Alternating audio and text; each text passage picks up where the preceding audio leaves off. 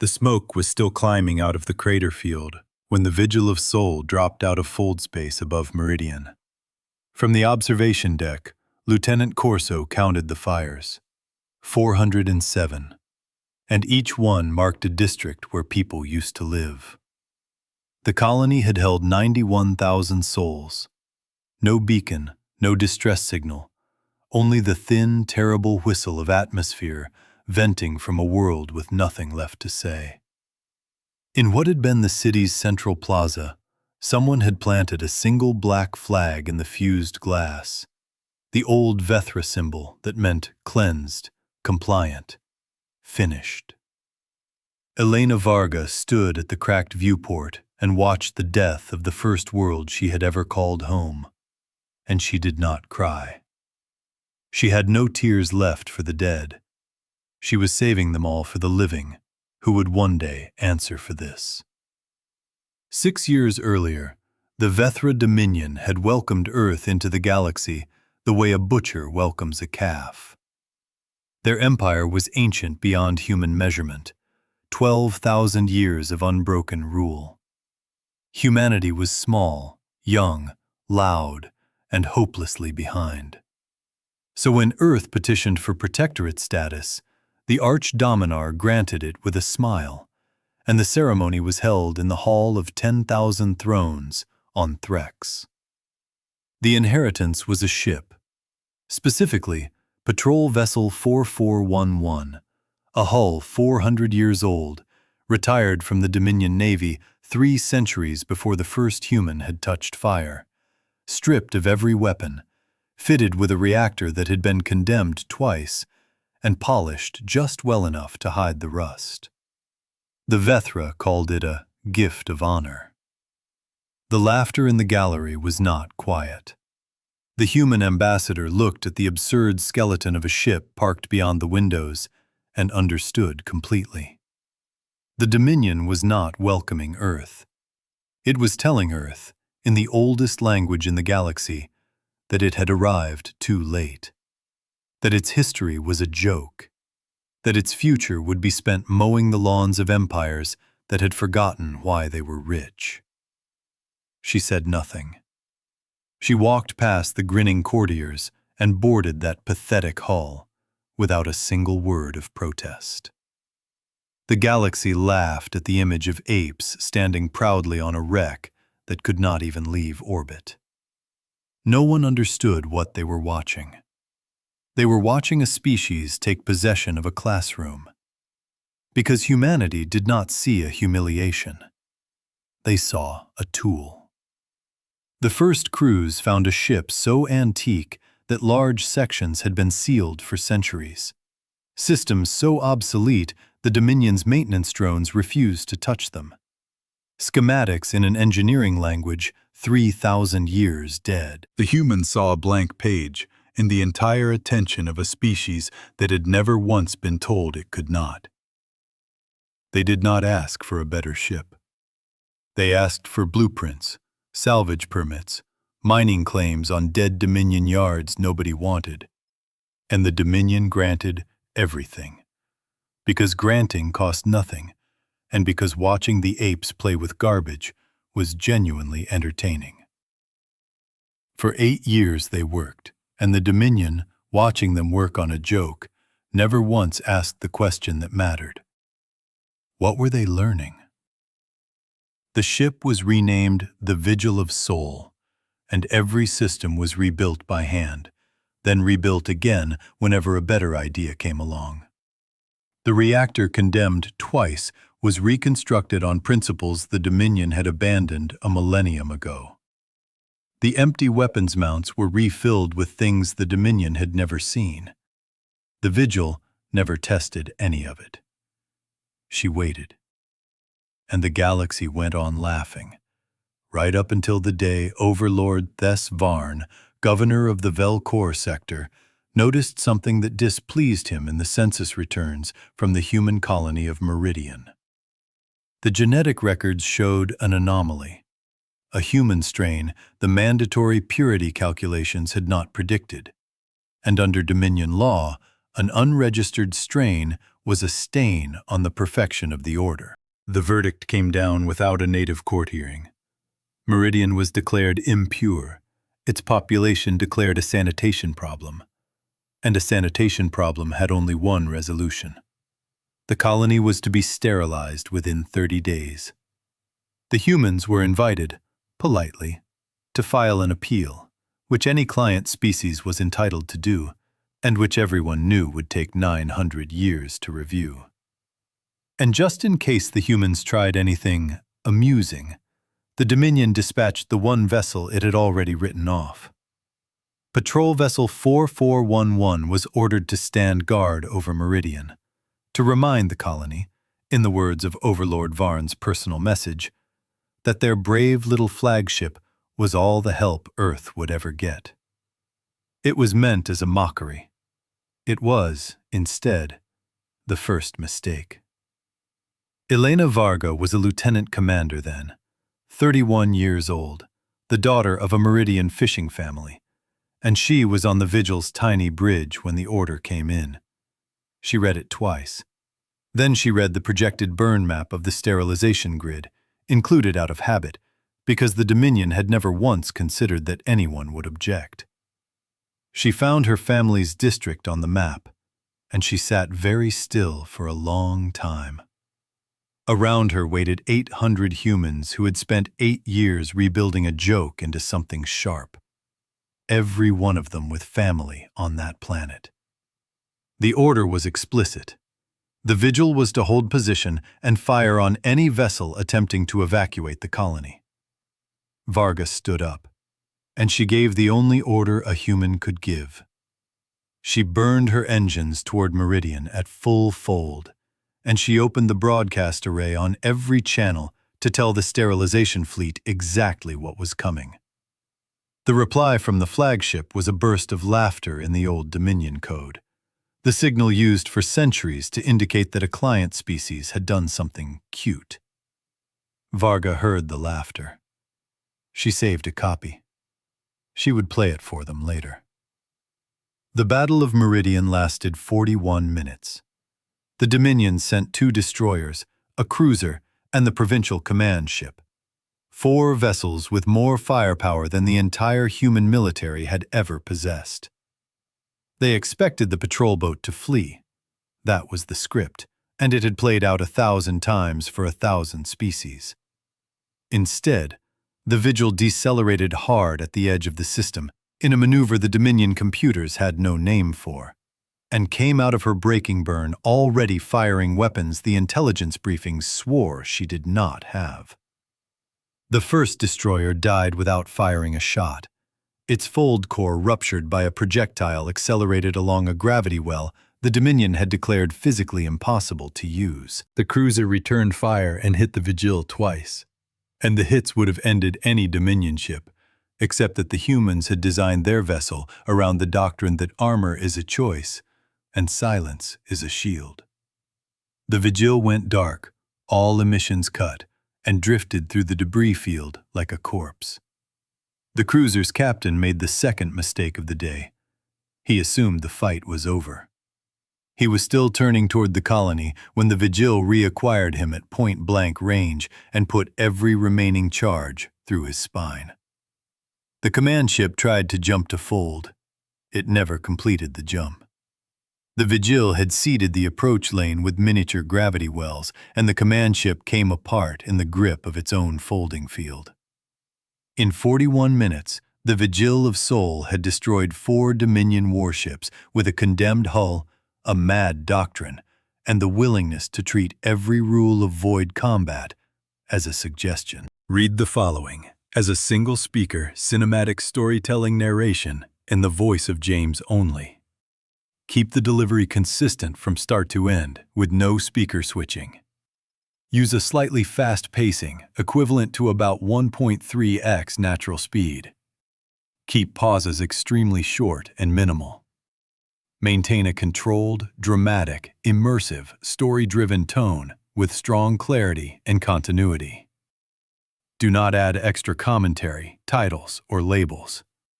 Narrate the script exactly as written below, and it was not enough. Overlord Thes Varn, watching from his palace on Velcor, had seen his provincial squadron annihilated by a client species joke ship, and his rage was the pure, helpless rage of an empire discovering its own reflection. He did not send a stronger fleet. He sent the entire sector fleet, 1,100 ships, and a single line no Dominion officer had ever needed to write before. The colony was to be sterilized, regardless of any resistance. The last communication Varga received from the surface was her mother's voice, calm and practical, telling her to stop fighting, telling her the children were already being loaded onto the fishing boats, telling her to survive, because someone had to remember what the plaza had looked like before the flag. Then the sector fleet arrived, and the Vigil, her magazines dry and her hull open to vacuum in 3 places, could only watch. Meridian burned. 91,000 people, sterilized from orbit by an empire that had invented the word elegance. And patrol vessel 4411 was hunted through the system for 6 hours before she slipped into the unlit dark, carrying 840 survivors of a species that had just learned what the galaxy actually was. The galaxy expected grief, then collapse, then the normal thing.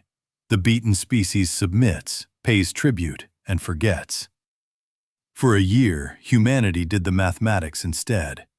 They counted the dead, counted the tribute fleets that arrived with bills for the sterilization, invoices in the crisp, bureaucratic prose of an empire that billed victims for their own murder. The Dominion sent a delegation to formalize the new tribute schedule and a courtesy gift, a recovered section of the Vigil's hull plating, returned to Earth as a war trophy in Dominion crystal. The humans looked at the plating and at the bill, and they did not riot, because rioting was what the delegation expected. They held a meeting and a vote, and then, in a single night, every human institution quietly converted itself into one engineering question. What would it take to never be billed again? The delegation left believing it had won. The last thing its flagship saw was a constellation of human ships, still small, still patched, still hopeless. The humans waved. The delegation laughed. And that was the last recorded laugh of the Dominion. What happened next took the galaxy completely by surprise, because it was not a rebellion. Humanity simply vanished. Every vessel, every archive, every habitat, every data core was pulled inward to a single point in the dark. A dead system at the edge of the arm, and then the entire species dropped off every sensor in the galaxy like a stone falling into a well. The Dominion searched for a year, then 2, then 5. Spies, drones, folded gravity nets, all of it came back empty. After a decade, their astronomers declared the obvious. The humans had gone extinct, quietly, in the dark, the way small species always did. The court on Threx held a day of mourning, which was mostly a day of celebration, and Archdominar Kael Veshran delivered a speech about the tragedy of small life and the mercy of the great. It was a beautiful speech. It is still studied in the academies of the successor species as the greatest display of confidence before a fall the galaxy has ever recorded. 12 years after Meridian, a ship dropped out of fold space at the edge of the Velcor system, the seat of the man who had ordered the sterilization. It was small, scarred, dark, and old, and the Dominion recognized it within seconds, because a section of its hull plating had once hung in a case in the throne hall. It was patrol vessel 4411, the Vigil of Sol, the scrap warship, the joke that would not die. The command network lit up with laughter, thousands of years of species mirth, because the last survivors of humanity had come home to beg, and everyone wanted to watch. Overlord Thes Varn accepted the incoming transmission personally, and what he saw on the screen was a woman he recognized, older now, gray at the temples, with a stillness in her eyes the old footage had not had. Commander Elena Varga looked at the man who had murdered her family, and she said exactly one thing. She said, "You gave us this ship." Then the feed cut, and the Vigil opened her forward bay and launched a single object, small, unarmed, and utterly silent, toward the heart of the system. The Overlord's reaction fleet moved to intercept it. They did not make it in time. The object was a fold engine. Not a Dominion fold engine, not a copy, not a design any race in 12,000 years of empire had ever conceived. It was a human fold engine, built by a species that had spent 12 years in total darkness, asking a single question. What is the one thing every empire in the galaxy has in common? The answer they had built, slowly, obsessively, in dead systems and abandoned yards, was this. Every warship the Dominion had ever sailed ran on a caged singularity, a tiny captive sun held in a gravitational harness. And every one of those harnesses sang the same resonant frequency. Because the Dominion had not changed the design in 11,000 years, it had always been good enough. It is a law of the universe that any system which has never been tested against an enemy that hates it will eventually meet that enemy. The object drifted to the center of the system and began to sing. Every Dominion ship within 100,000 kilometers heard the frequency, recognized it, resonated with it, and one by one, 11,000 years of naval engineering began to come apart from the inside. The Overlord's palace watched through its own windows as his fleet began to bloom into pinpricks of white light, each one a contained sun losing its cage. Thes Varn gave the order to evacuate. He had time to watch the first wave of shuttles turn into sparks before the resonance reached the world itself. What remained of Velcor was a slowly cooling glass. The arm went dark with the news within a day. Every species in the galaxy came to the same slow, sickening understanding. The weapon that had killed Velcor had not destroyed the ships. It had destroyed the idea of the ships. It had reached through the one assumption every naval power had treated as bedrock, that your own fleet can never be turned against itself, and broken it in a single evening, using nothing but a caged star and a song. And worse was what the Dominion learned when it sent its finest ships, dreadnoughts 9,000 years old, to hunt down the vessel that had done it. The Vigil did not run. In the 6-hour engagement that followed, outnumbered 9,000 to 1, she fought the greatest navy in galactic history to a standstill, lost half her hull, and withdrew under her own power. And the dreadnoughts that survived did not pursue, because their captains had finally done the arithmetic their species had never once been asked to do. The first weapon had been a message. The second was what happened when a truly ancient empire refused to understand a warning. The Archdominar did the only thing his bloodline had ever done under threat. He proclaimed the grand determination, the total mobilization of the Dominion, every ship, every world, every enslaved species with a gun. 12,000 years of might in one armada aimed at the dead system the humans had claimed. The armada took 11 months to assemble. The humans watched it assemble and did nothing.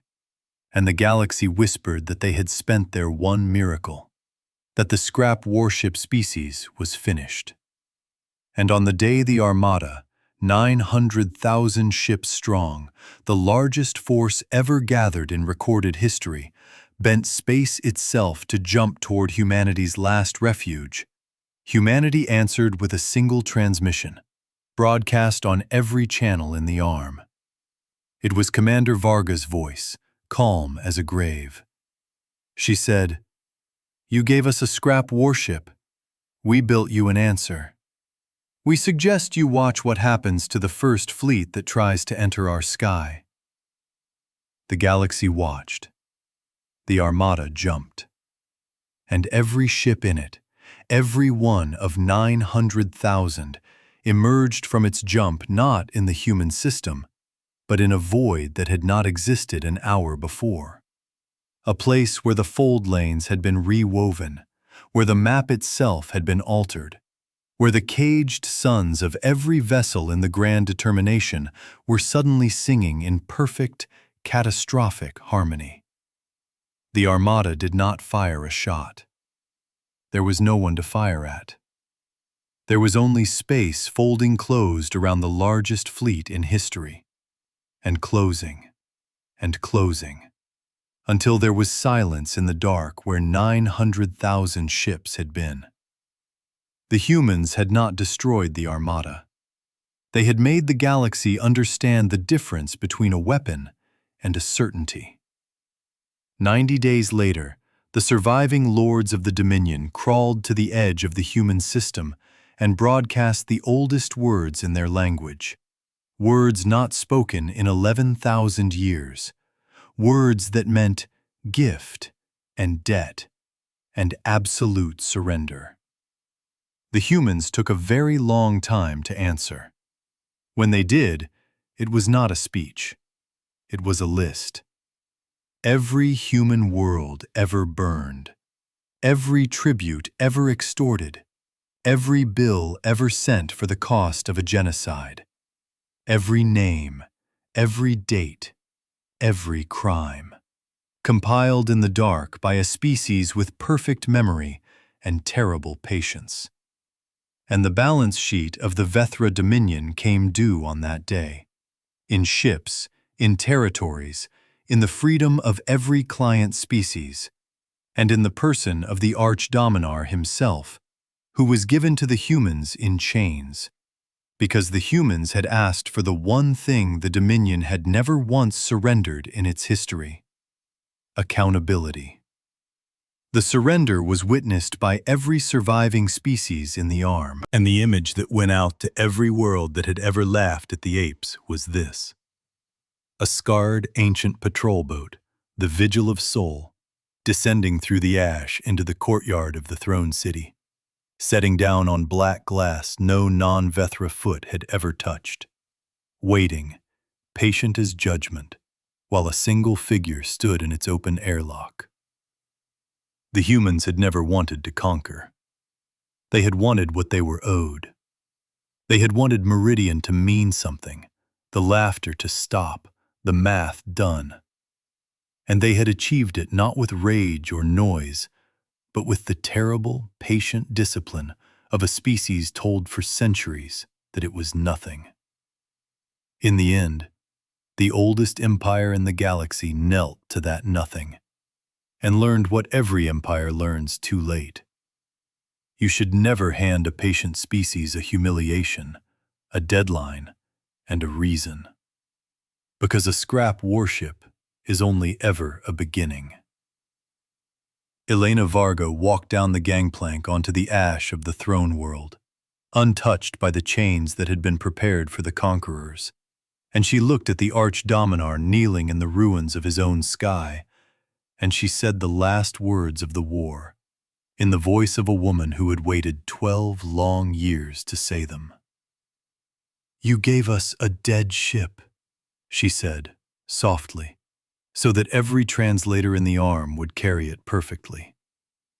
"It was the last gift your empire ever made, and it was the only one we ever needed."